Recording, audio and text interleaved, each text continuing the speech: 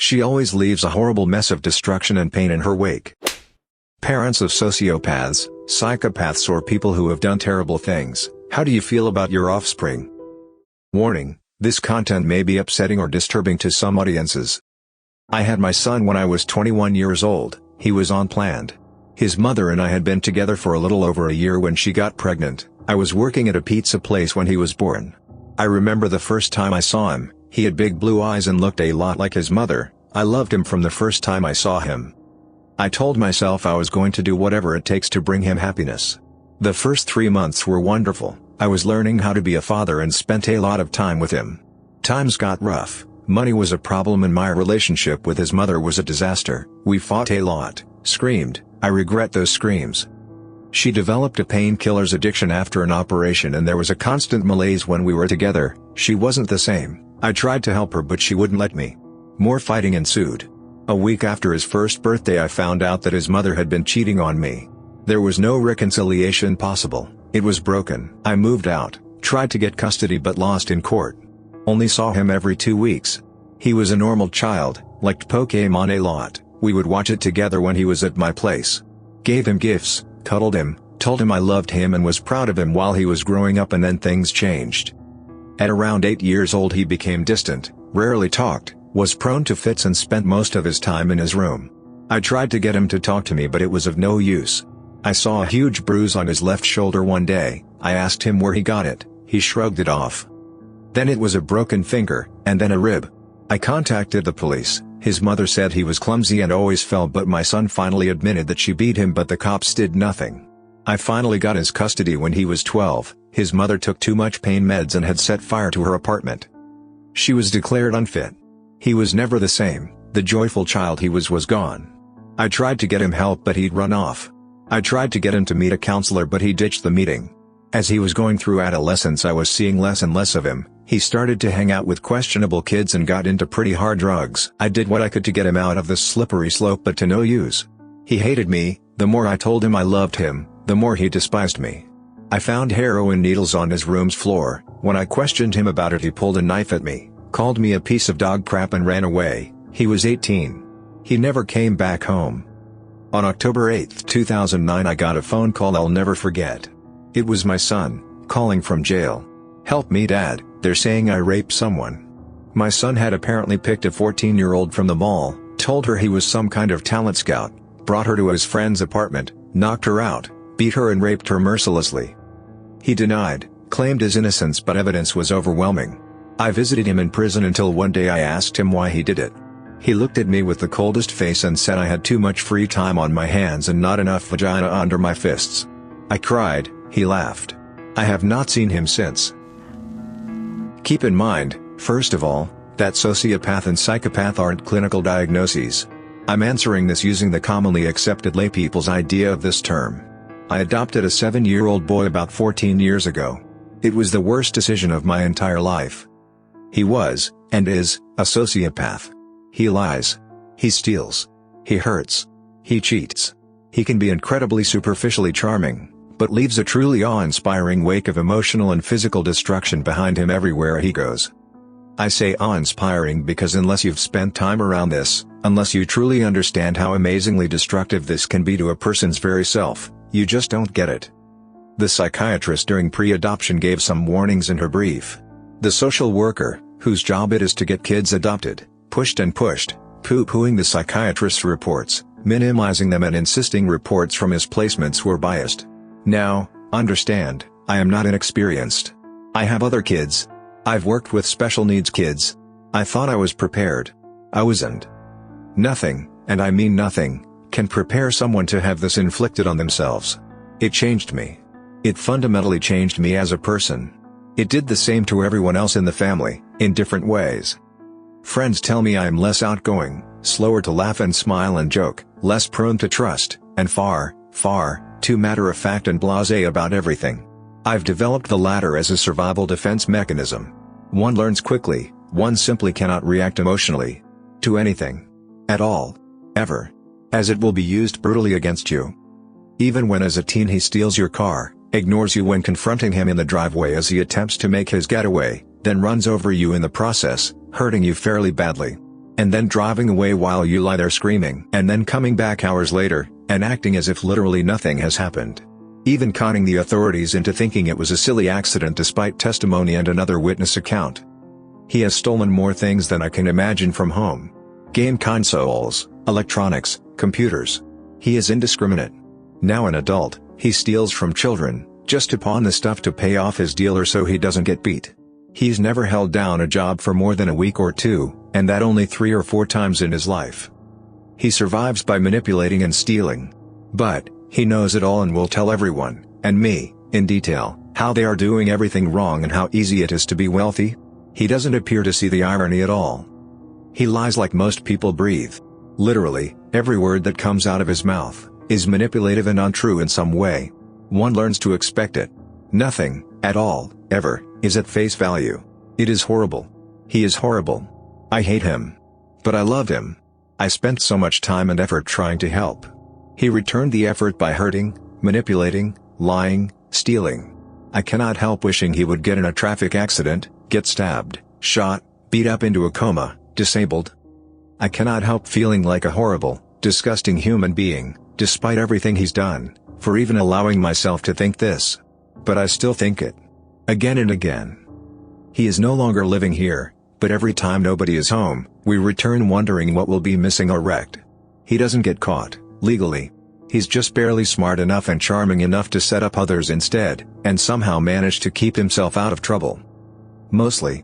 He's been tuned up by former friends, investigated, etc. But so far has managed to avoid serious repercussions. I have little doubt it will catch up with him eventually. Hopefully somebody won't be badly hurt or die before this happens. It's a constant nightmare. Slowly getting better as our lives move apart, and with the incredible help of friends and family to set and brutally enforce limits. He's a dangerous person though. I have absolutely no doubt whatsoever that one day I may wake up to a gunshot or a knife wound. Moral of the story. If there's any hint at all, of a kid having no ability for empathy, lack of remorse, no moral development, and incredibly superficially charming, then run. Run fast. Run hard. Run away and never, ever look back. Just get away. I think my mom is a sociopath. I was raised by my grandparents for the first 13 years of my life, but she was in and out for most of that time. When I was 5, her boyfriend tried to choke me to death. She was mad at the time, but afterwards, she didn't report it and we continued to stay with him. My grandpa used to hit me, and was constantly mean to me, made me sit on the floor, wouldn't let me talk around him, threw me outside by my hair, told me I was stupid, worthless, etc. That sucked, but when I went to live with my mother, who'd supposedly cleaned up her act, it got worse. Physical pain and terror are bad, and everything, but my mom tried to unmake me. Her crap messed with my mind, almost drove me insane. By the time I moved out, I was planning to murder her and then myself. And that would not have been the first, even the second time someone tried to kill her.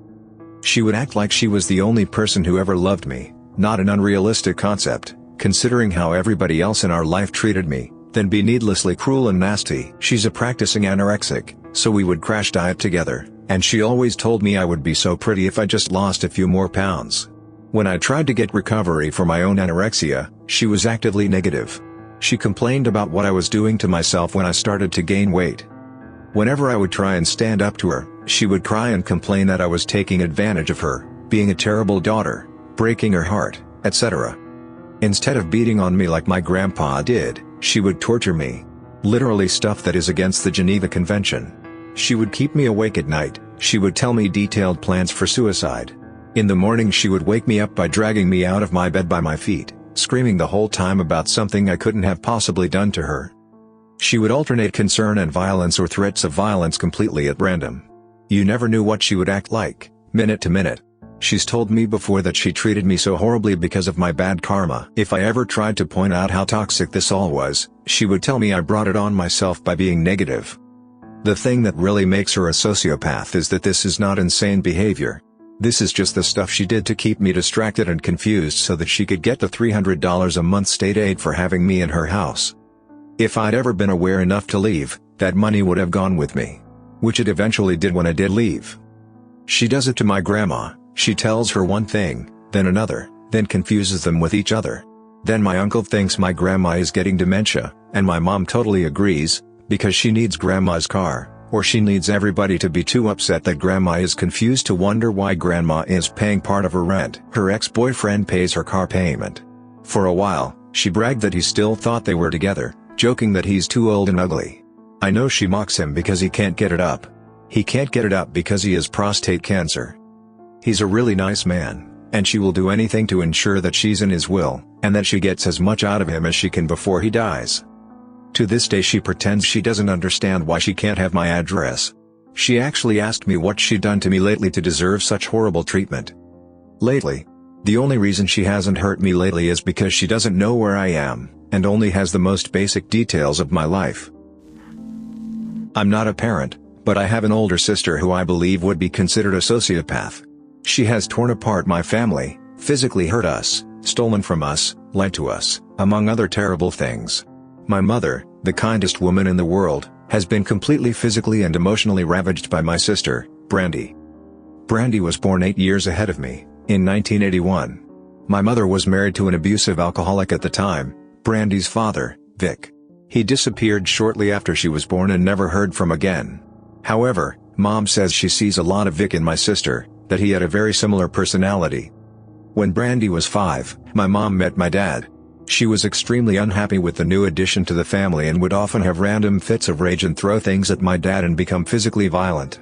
My dad just thought she needed to adjust to having a male role model in her life, and she would eventually settle down. That never happened. Shortly after Brandy's 8th birthday, I was born.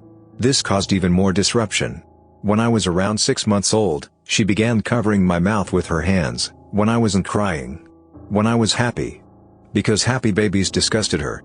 She also began stealing my toys, blankets, and binkies, throwing them in the trash. My parents started to grow really concerned, and started sending her to counseling. They could not figure out why she acted like this. They are kind, loving, caring parents, doing their best. Around this time, they find out they are pregnant again, with my little sister, who was born about a year and a half after I was. When my little sister turns 1, Brandy throws her into a wall and breaks her arm. My parents are extremely scared, frustrated, and unprepared. They decide it might be best for her to live with my grandma, 2 hours away. From 10 to 13, Brandy is molested by my step-grandpa, until his death, we found out years later, and my mom has never forgiven herself. This is when her life really starts to spin out of control. She begins stealing, lying, cheating, sleeping around, etc.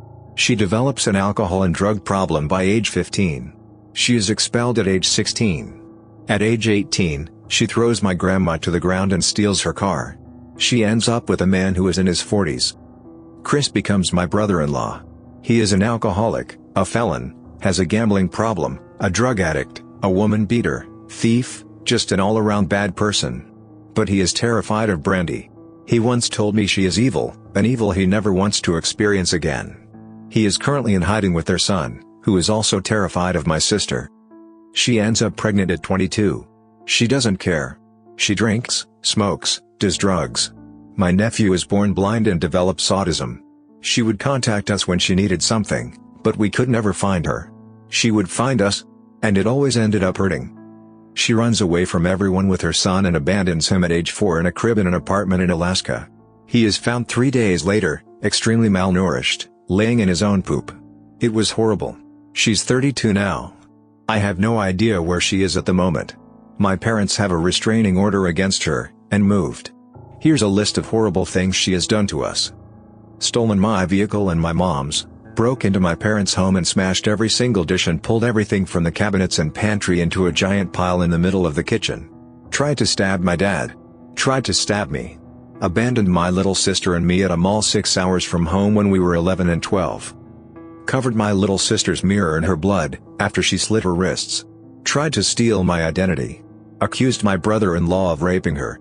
Tried to smother my grandmother in the hospital, she blames everything on her, etc. She always leaves a horrible mess of destruction and pain in her wake. She cons people for fun. She uses women and men. I'm sure she's probably killed someone at some point in her life, or will. She is pretty and extremely charming, until she has a complete breakdown. I don't even know how to explain the feeling she gives me. It is on a level of creepy I have never experienced other than with her. Just her smile makes me want to vomit. My brother is schizophrenic, a drug abuser and an alcoholic. His schizophrenia was not diagnosed for a long time, and as a result he wasn't properly treated until very late in his life. Growing up with him was a nightmare. He would physically assault my sisters and I. He would steal money, he would take our bikes and wreck them. He would destroy things that he knew we liked. He would get raging drunk or stoned and launch into violent episodes every holiday, hell all the time, but the holidays really got him going. It once took 6 cops to wrestle him into submission to be hauled off to get medical or mental treatment. The best parts of my childhood, pre-getting my license, were when his butt was in various mental institutions. It meant we finally had peace in the house. The list of hurts, assaults, thefts, attacking any friends we allowed over, goes on and on and on, and it is very hard to fully articulate what it was like growing with him. I could list dozens and dozens of hurts that evil sack of crap did to my sisters and I, and each would not do justice to describing the living hell it was to deal with him.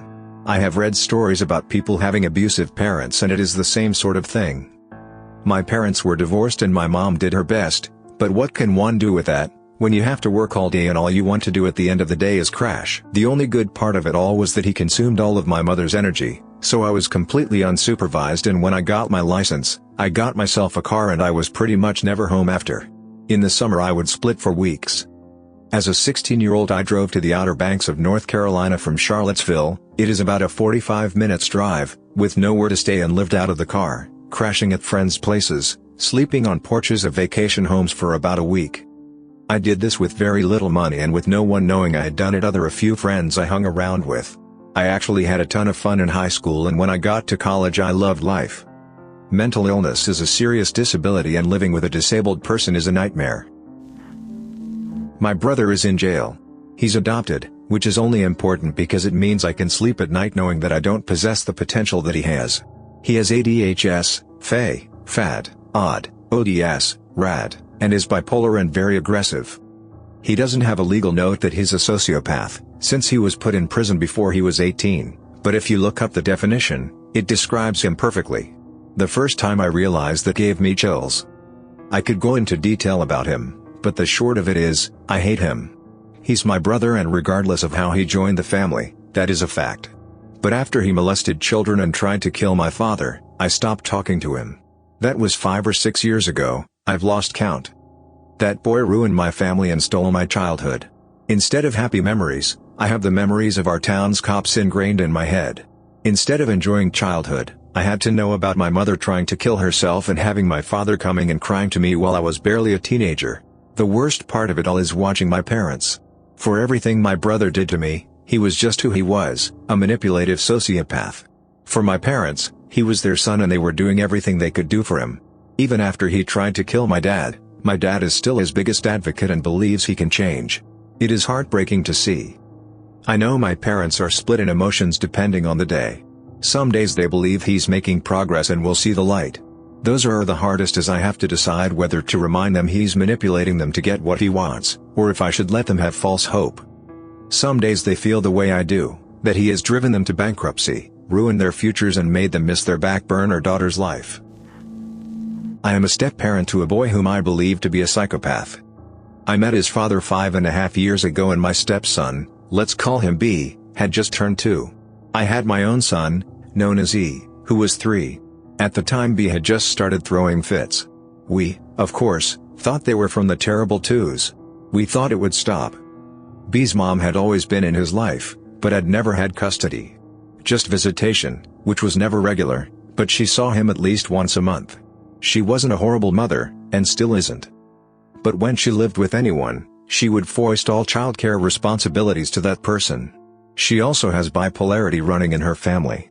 They all pull crazy stunts, but for the most part, are just good enough to pass within societal standards. When B turned 3 he continued his fit throwing, but including urinating on things and himself to get revenge for punishment.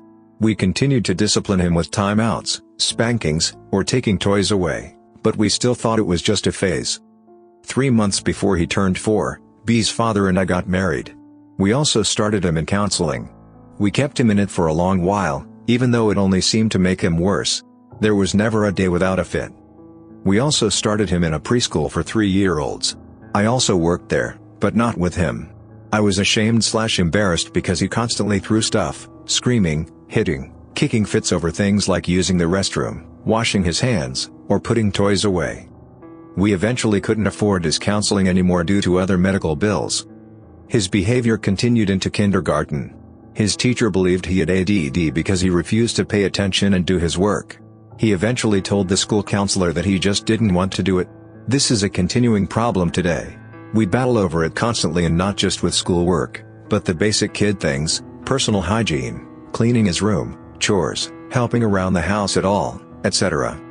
He is now 7.5. He still throws screaming, raging fits. He also still urinates for revenge. I have to clean his bathroom constantly because when he gets mad, he goes in and pees all over the floor and shower curtain. He also lies in bed every morning and pees himself, then changes his underwear. He does that even when he hasn't been in trouble. He refuses to wash himself in the shower. It's been weeks since he last washed his hair.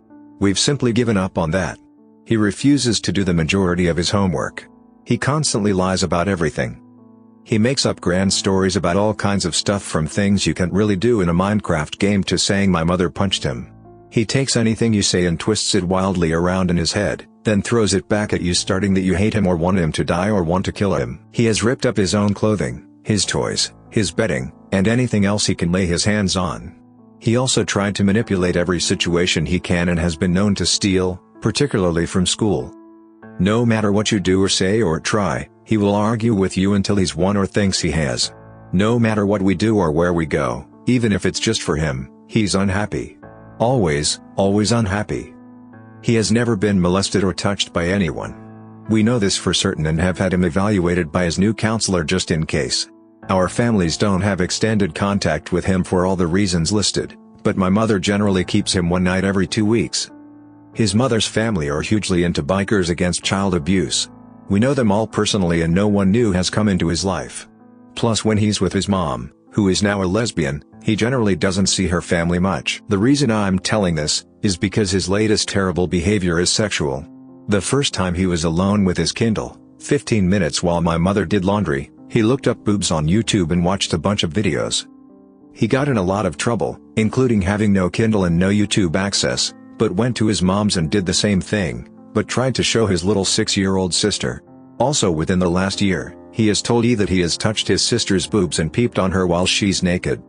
Not to mention all the times he has touched E's private parts, including an incident when he put his mouth on E's crotch. E was wearing jeans, and bit down. He also touched our toddler S's behind repeatedly, in a not nice way. He is no longer allowed to be with him alone. He is currently back in counseling.